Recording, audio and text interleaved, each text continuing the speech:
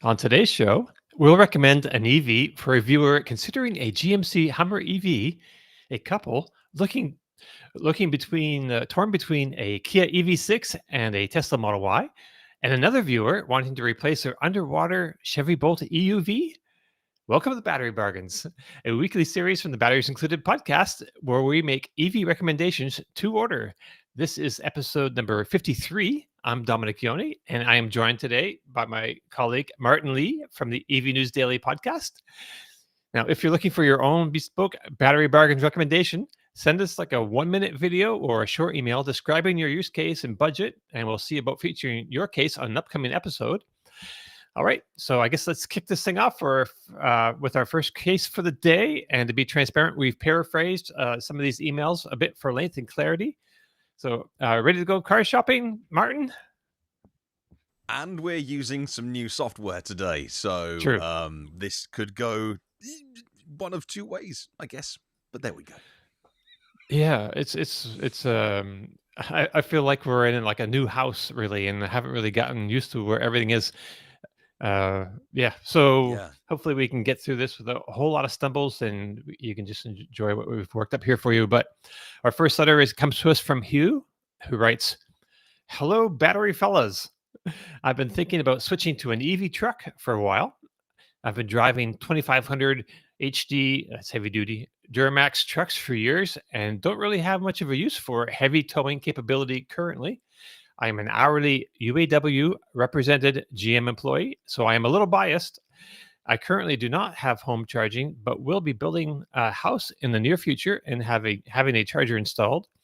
At the plant I work at, there are 50 free 6 kilowatt flow chargers that are rarely half full, so I can charge daily.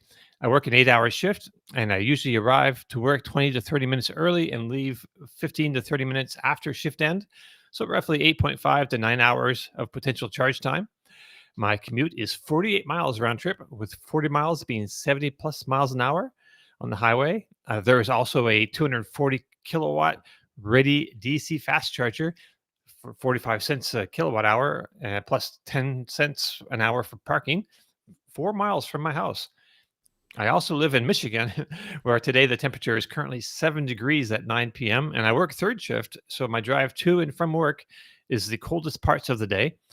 I say all this to ask if a used Hummer EV 3X pickup would be a viable option for me.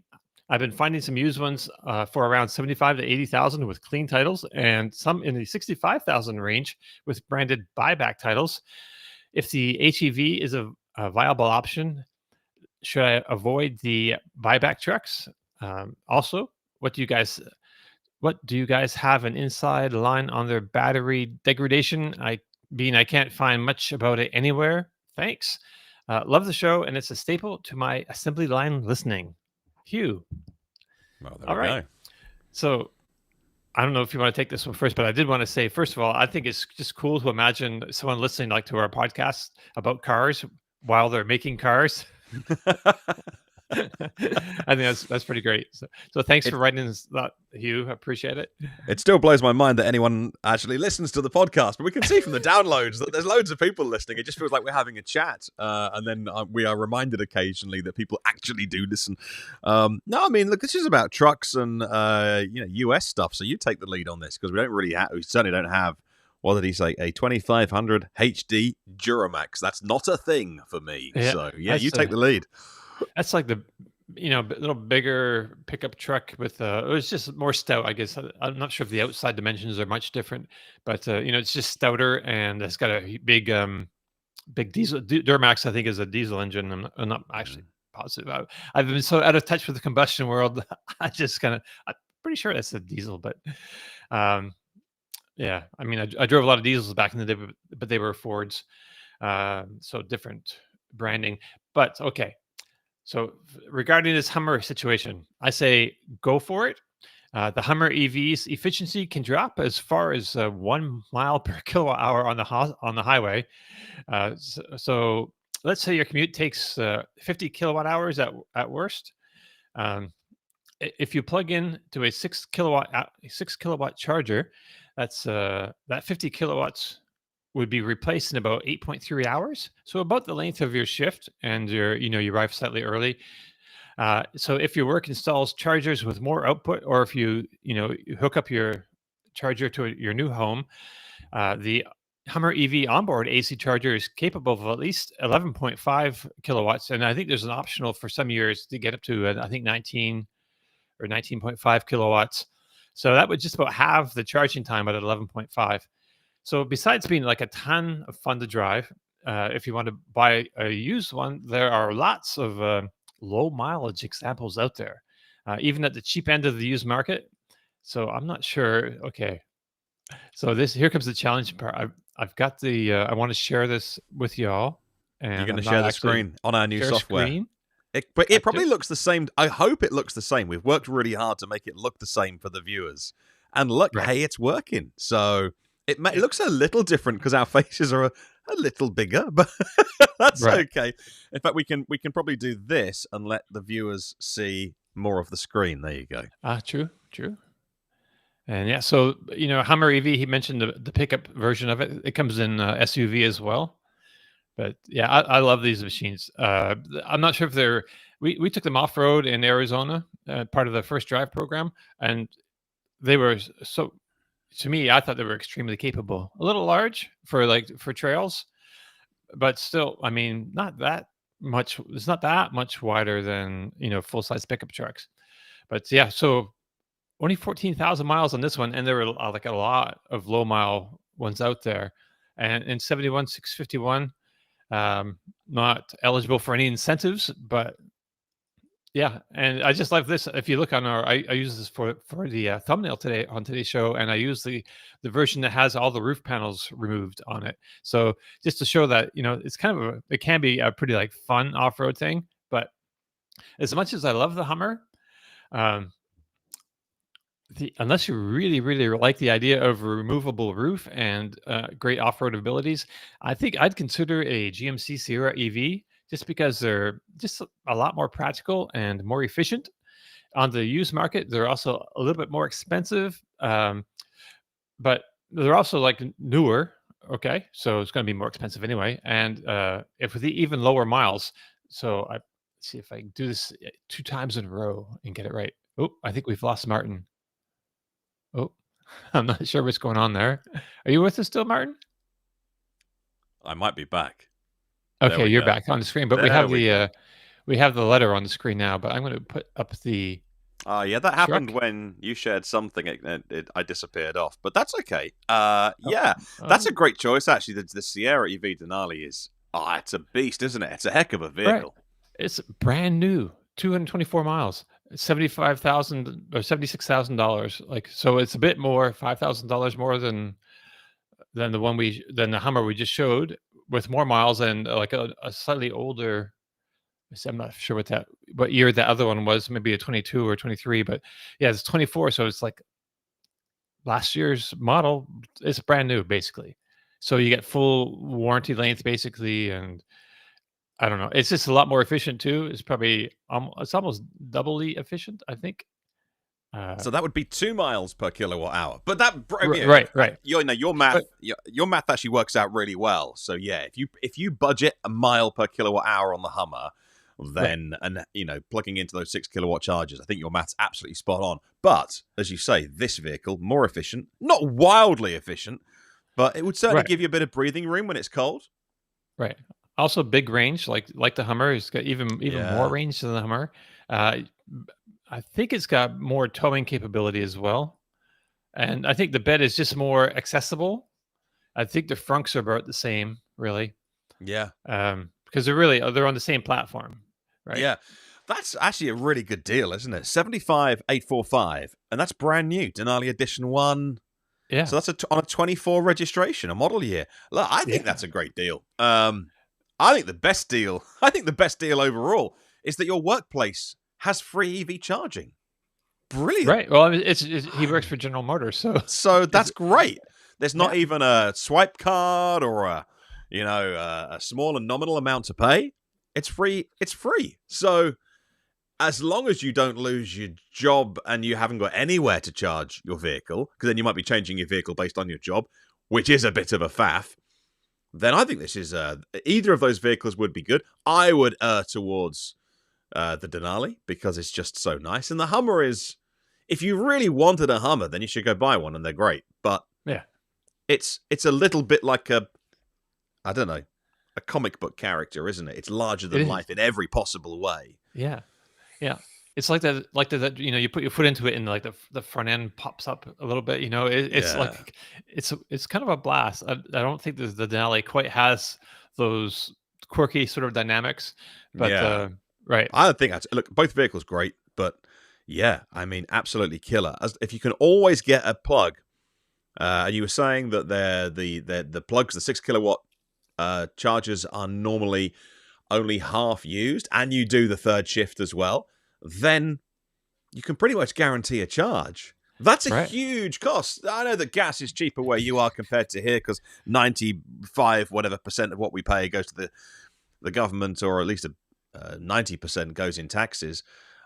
I know it's cheaper, but even then, you're still saving a huge amount of your outgoings every month. Just living expenses, your commuting becomes free, and then you probably can afford a 75 grand truck if you've got no. And if you went for a more efficient vehicle, and even then, the Sierra's not massively efficient, but if you do go for one and you have a bit of a surplus each day, so you might only need, say, 30 kilowatt hours a day, but you might be getting.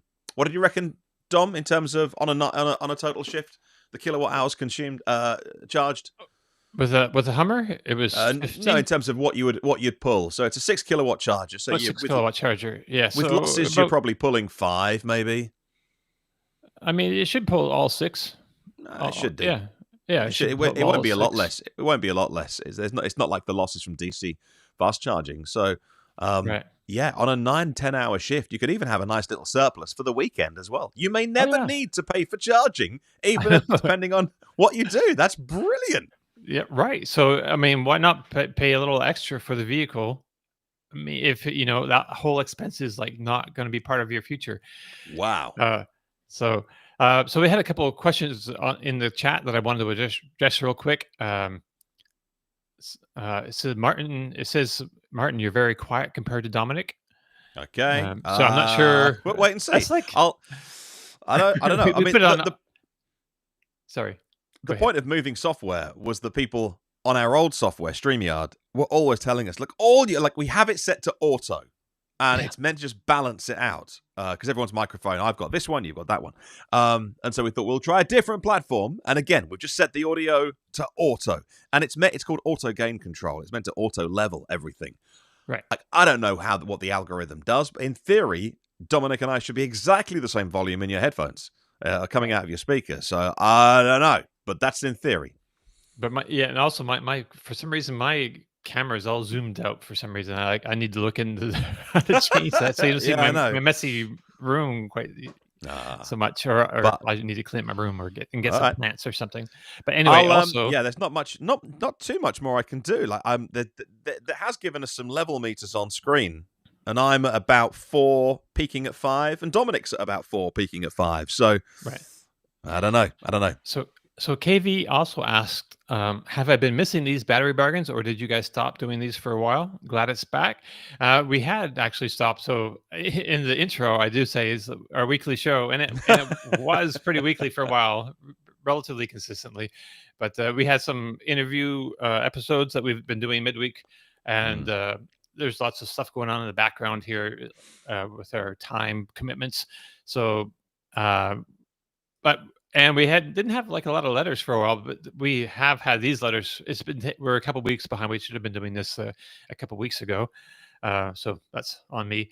But Oh no, not at all. I've been doing a 2.5 hour course every Wednesday morning for adoptive parents because we've got 2 adopted kids, right. and like it's great and it's fantastic. It's a great resource that's provided for us by the authorities, and it's all to do sort of mental health for parents of adopted kids and stuff because they come with some stuff. They wouldn't be taken out of their place of they were if they had been treated well, and so I think you know what I'm getting at. And so adopting kids comes with challenges, but yeah, the last 7 weeks I've been doing a 2.5 hour course, and so I've not been able to be here on Wednesdays either. And Dom said as well that we've not had the chance to do it. So I've had some stuff going on Wednesdays, but today was the last one. So back into our hopefully regular routine.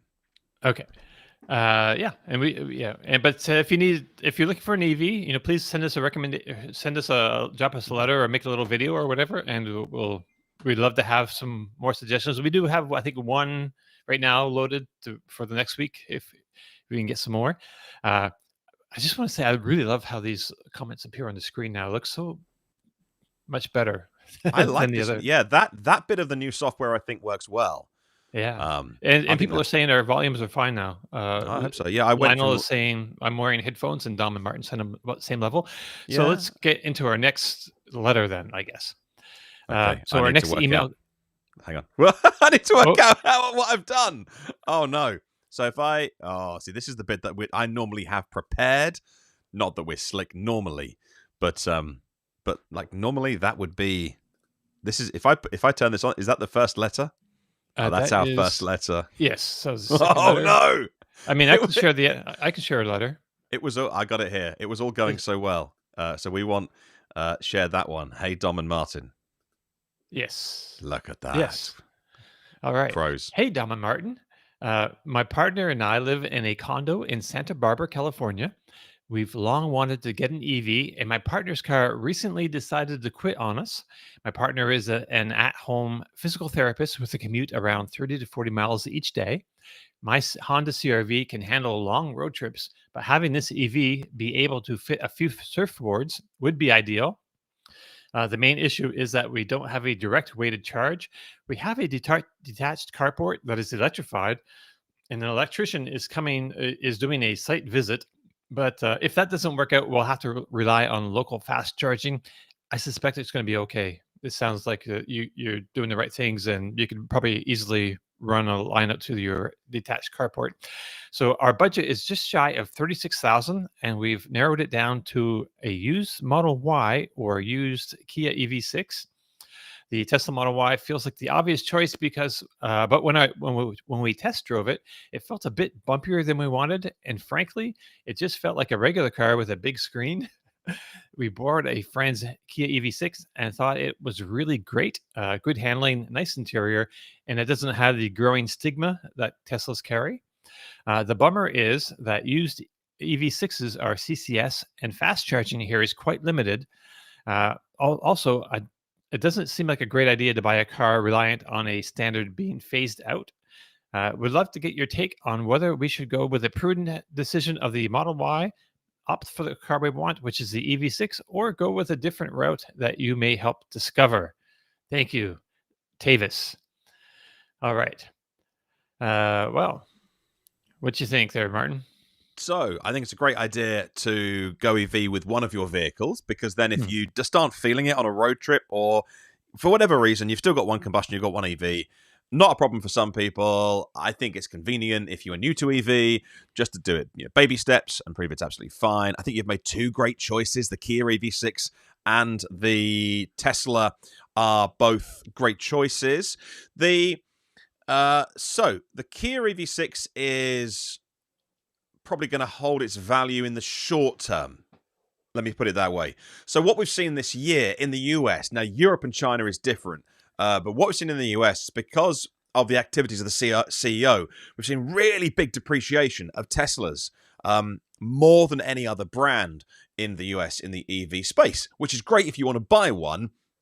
Not great for leasing companies whose whole business model is based on residual values. Not great if you're a dealer and you've bought the stock and then you're trying to shift it, and every day the price is going down. So I think you can get a killer deal on a Model Y at the moment. Plus, as you probably know, the new Model Y, so-called Juniper, has come out, which means that there are some killer deals on the old one. And honestly, there's nothing wrong with the old one. The original Model Y was great. Now I see lots of people, auto analysts saying it's long in the tooth. They need to, get rid of it. But in inventory in the US, you can get some really stellar deals, whether that is just the price of the vehicle or the finance from Tesla. So I'd recommend, if you don't mind buying a Tesla, having a look at that, because you are going to get some stellar deals. You may be hit with big depreciation.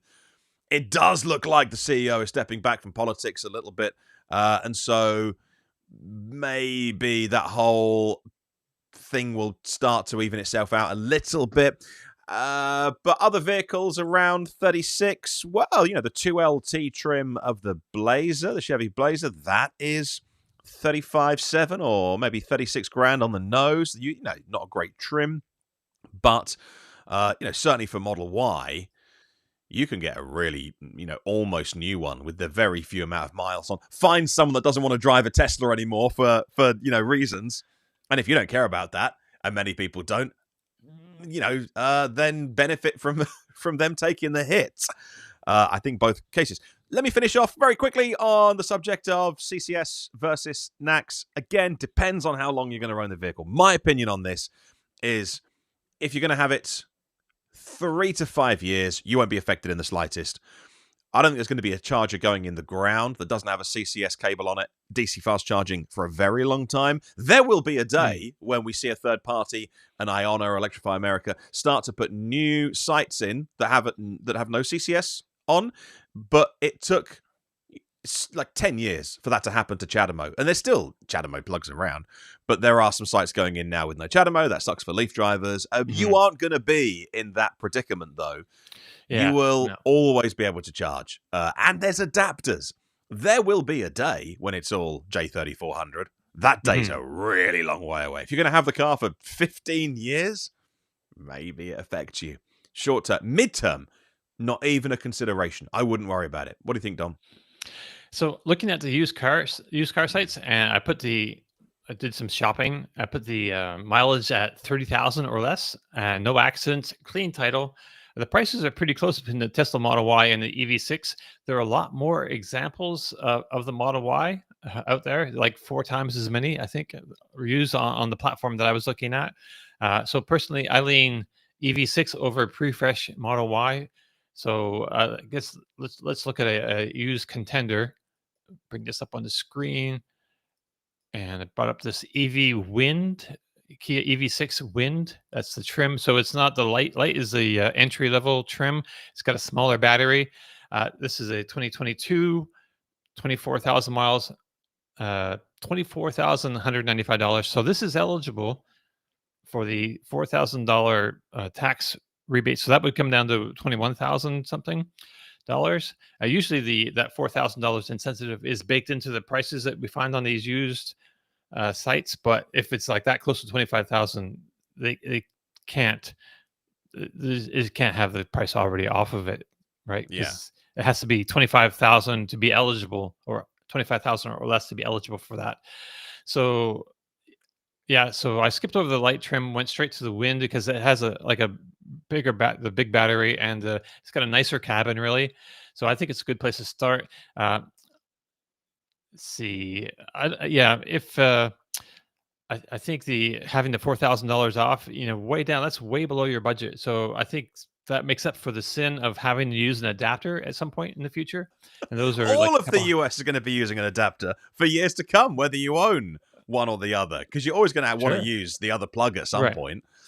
Right. But there's going to be, for these cars, they charge at 800 volts best anyway. So you probably want to stay away from the Tesla supercharger network.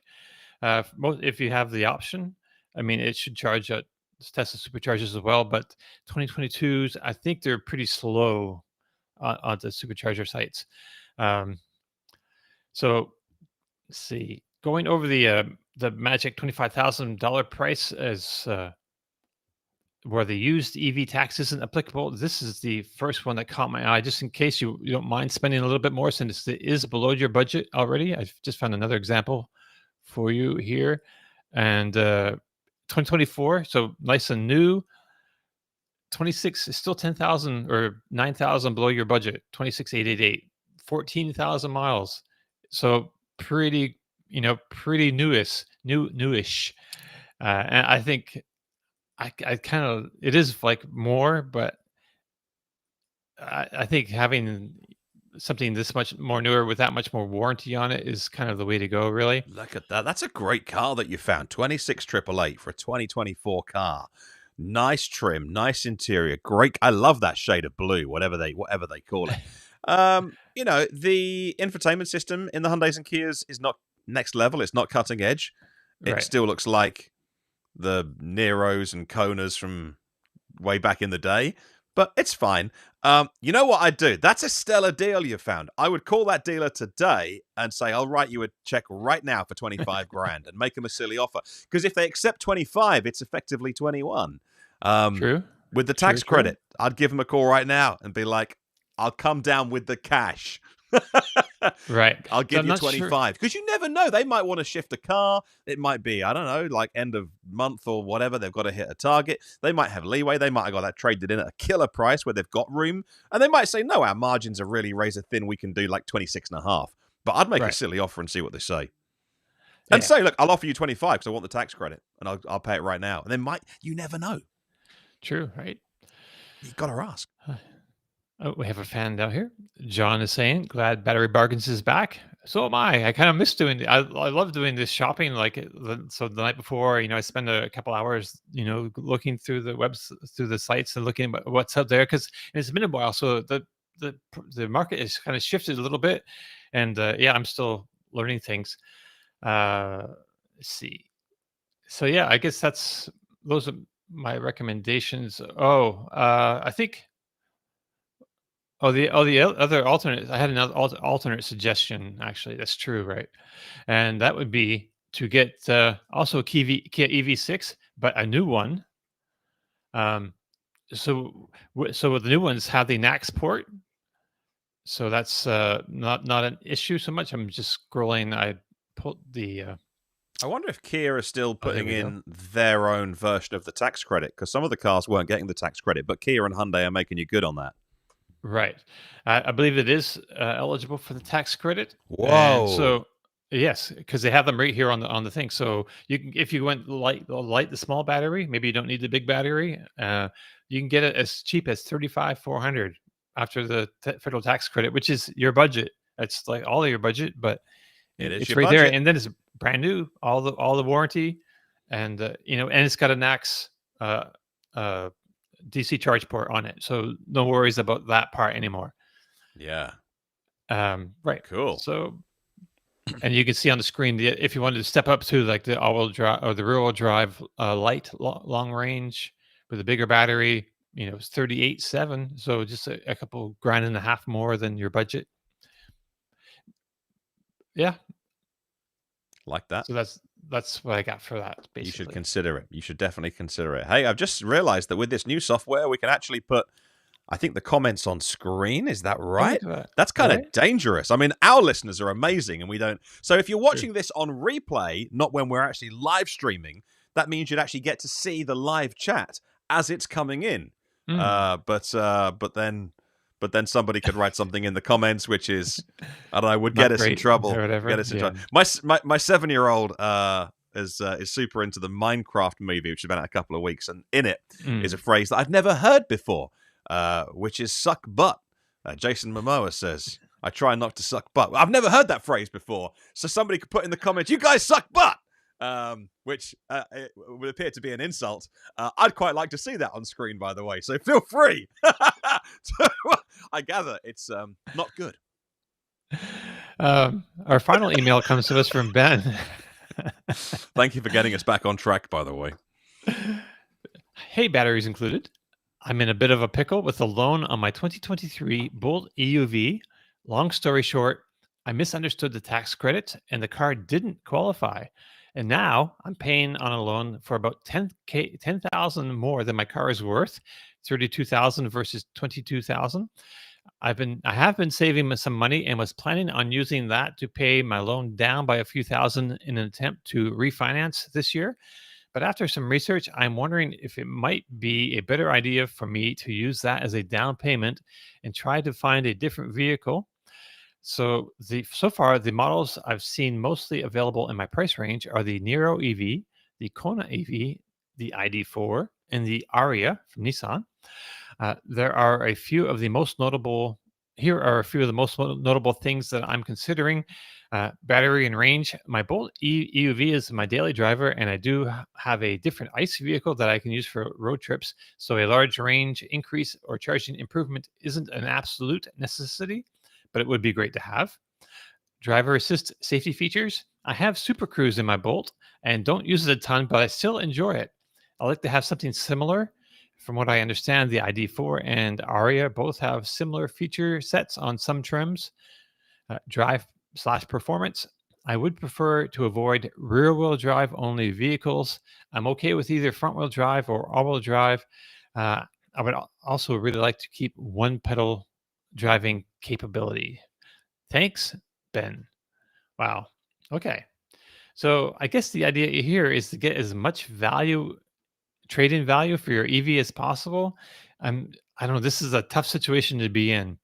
I'm underwater in my own car. I think a bit too. I think I paid 31 something for it, but it was a couple years ago now, and I'm not sure what I could get for it, but probably like 20. But I think I still owe more than that because of the loan I got had all this extra insurance things add-ons in there, so I'm paying like a lot more than I really should be than my original price for the car. So all that to say, I can sympathize with your situation here, and I'm not sure if it's smarter to get a different car. I mean, it would be if you can get a super if you get a super good deal on the trade-in. I guess it could make up for some of that being underwater, and then maybe even having a car with better resale, so you can kind of dig out yourself out a bit there. But I think you're still ultimately going to be, underwater by some amount.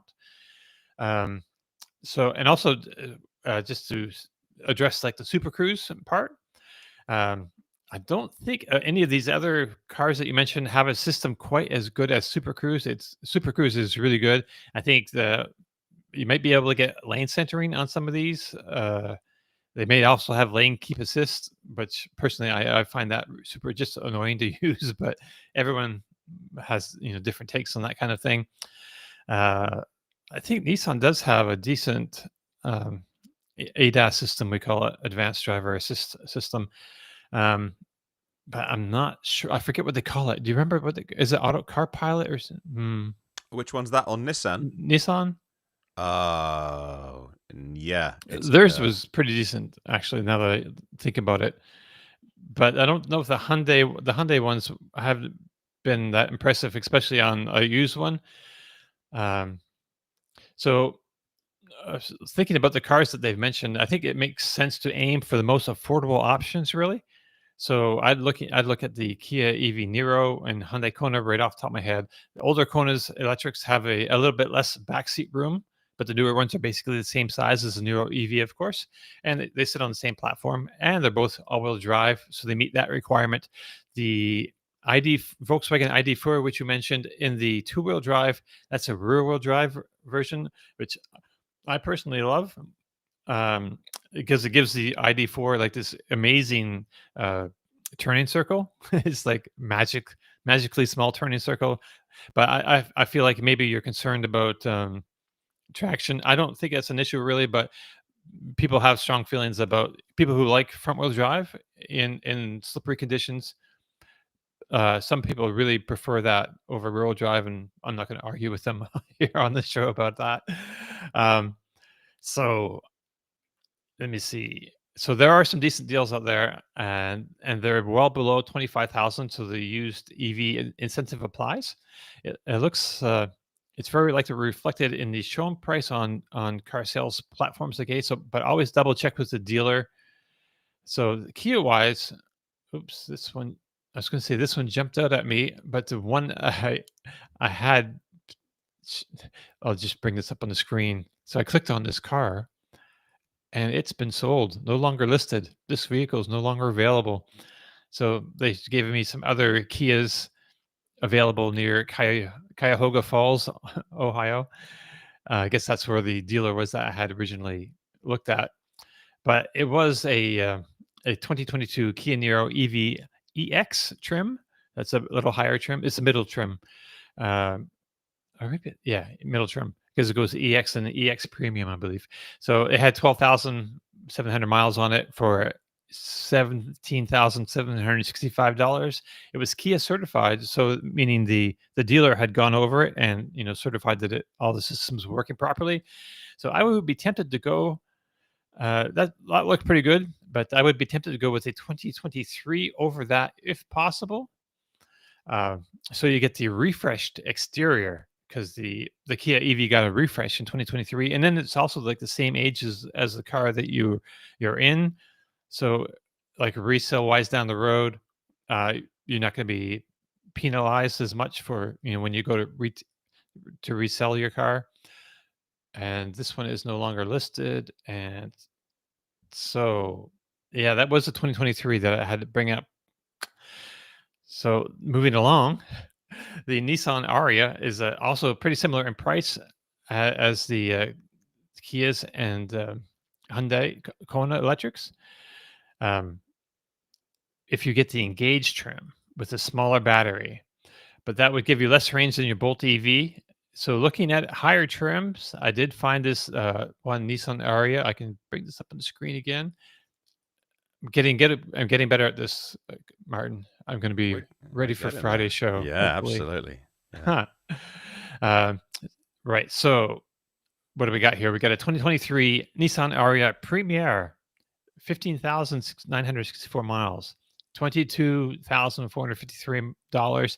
I think this is with the incentive already off, which you would think that would be automatically 21,000. I'm not exactly sure how they do take off the incentive and get above that, really.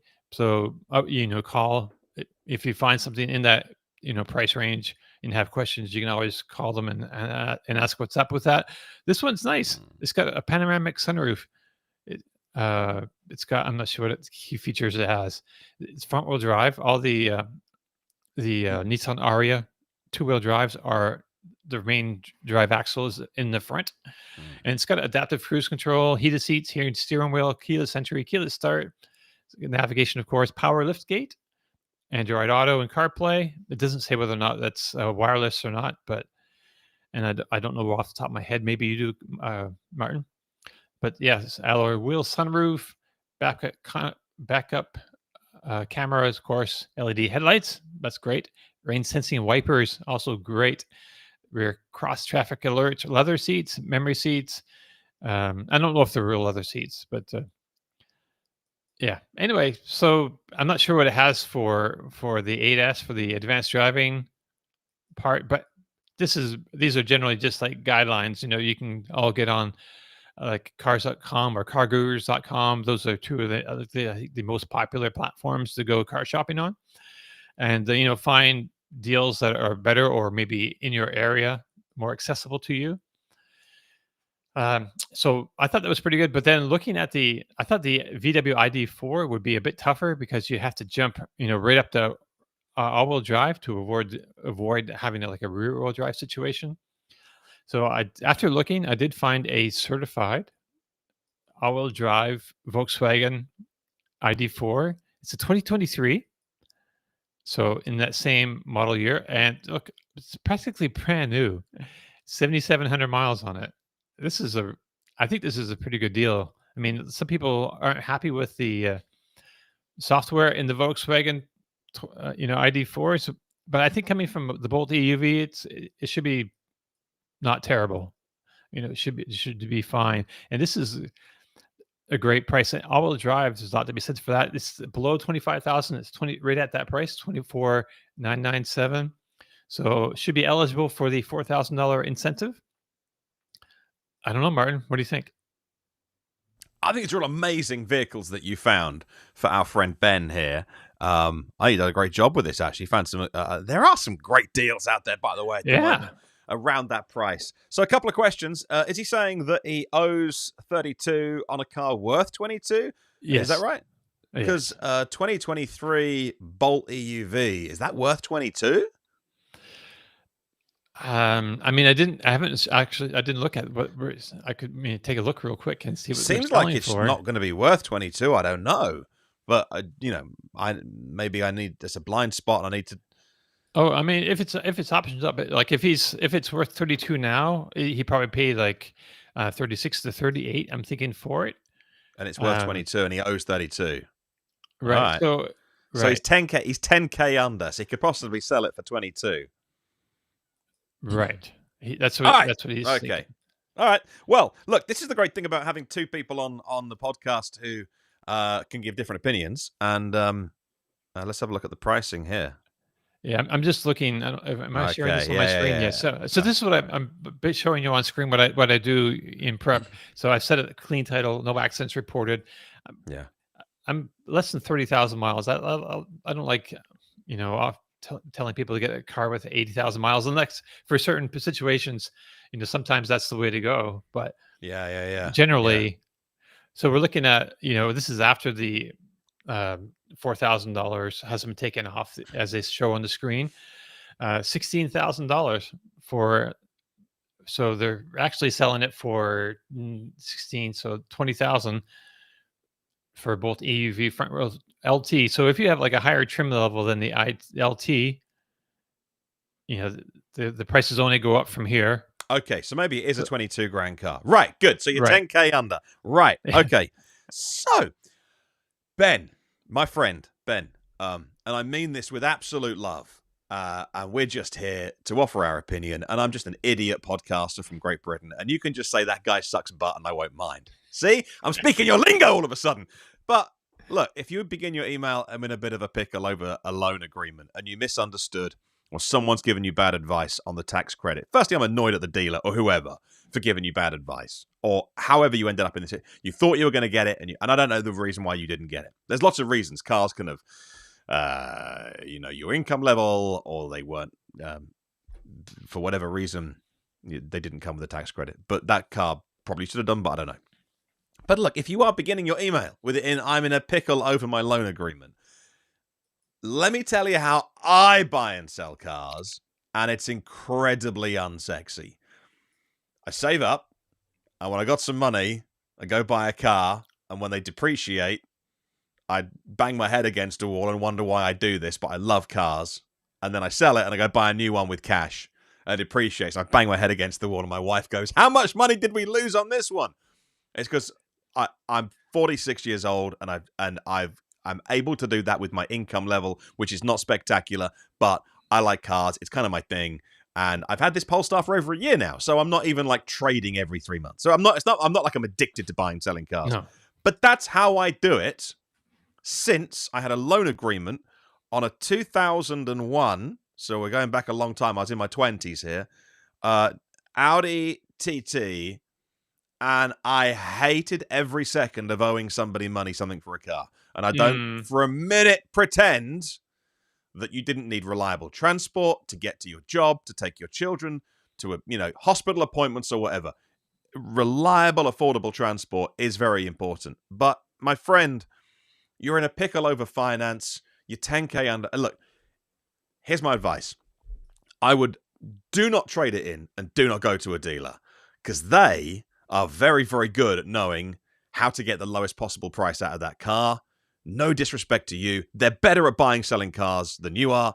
You've proven that, and this is what they do for a living. Don't trade it. Don't go to a dealer. Advertise it privately. Find someone who'll give you top dollar for it, and that might mean waiting for a little bit, but get the most out of it you can. Then you're probably going to have to find a way, either through a loan or a credit union or whatever, to try and kind of clear your debt and start again, my friend, and get out from under the thumb of these people that keep you, let's say, oppressed. That's quite a strong word, isn't it? Oh my gosh, we're talking about cars here. I'm being oppressed. I know, I'm being oppressed. But seriously, like, if you've got yourself in this situation and it's probably it's probably stressing you out, and it's not a happy situation to be in, get out from all of that. And you can genuinely get into good, reliable, as Dom's proven, EV prices are cheap now, right? And so you can easily get yourself into a much cheaper car, a cheap Bolt, a cheap Leaf, anything like that. And you can find those deals out there. But please, I would say try and get rid of this vehicle. It's really difficult, I know. And then try and pay down your debt, and then try and start again from the very bottom rung of the ladder, because you are even below that at the minute. Like this whole kind of, I'll trade it in and try and get a good trade-in price. You won't. They always win. They will always win on the deal. You're never going to go, got to kill a price on that. So that would be my advice, because I know it's worked for me, but it doesn't work for everyone. Right. And you've got to get over that hump that I did over like 20 years, where you drive absolute trash bags Mhm. and they're always breaking down, and it's horrible. But then, you wake up 20 years later, and you haven't got like spectacular life, Mhm. but you are in a place where you're like, okay, well, no one's going to knock on my door if I don't because I have no payments anymore. But I know that is really difficult. I know it's really difficult, because it's not how 90-something% of cars are, bought and sold with finance. I saw Jim Farley was talking about 5 or 6 year loans like being the norm this week and stuff like that. So like, I'm not trying to, I'm not trying to, belittle anyone's situation or big up myself or anything like that. It was a conscious thing that took forever. Please think about whether you need to drive such a nice car. It's my advice. Tommy the Truck Man is with us today. He says, "I still drive trash bags. They're a fun adventure every time." No, they And yeah, really are. It's great. yeah. I mean, yeah. I mean, my first two cars, I think I paid $600 for each of them, and then the Yeah. next one was like 1,800, which Yeah. of course, this was like a while back. No. Yeah. So look, many other areas of my life, I'm rubbish at. So like, I completely get screwed over all the time. Whether it's like, I don't Right, know, my TV contract or my broadband contract, but cars, I've thought right, about a lot over the years. And now you're talking my language, and that's just how I think. There's one way of winning in the car game. I mean, you're always going to lose because of depreciation, right, but right. I spent a long time thinking about how to get out of that cycle of finance. And man, Ben, reach out again and tell us how you get on. I want to hear from you, and I want to hear like what you decided and how you ended up kind of getting out of this, because I want the best for you. All right. All right. Hey, we've been going along. These are supposed to be like 30-minute shows, and we're up to like almost 47 minutes here. So I guess that brings us to the end of this show. Um, if you're looking for your own bespoke EV recommendation, drop us a line at batteriesincludedpodcast.com. If you have any questions or comments, please leave them below or get in touch with us on the social media platform of your choice. Don't forget, if you like the show, please give us a thumbs up. Don't forget, if you didn't like the show, please give us a thumbs up. Click subscribe, tap that bell icon for notifications. And thank you all very much for joining us. And we'll see you again very soon. Ciao.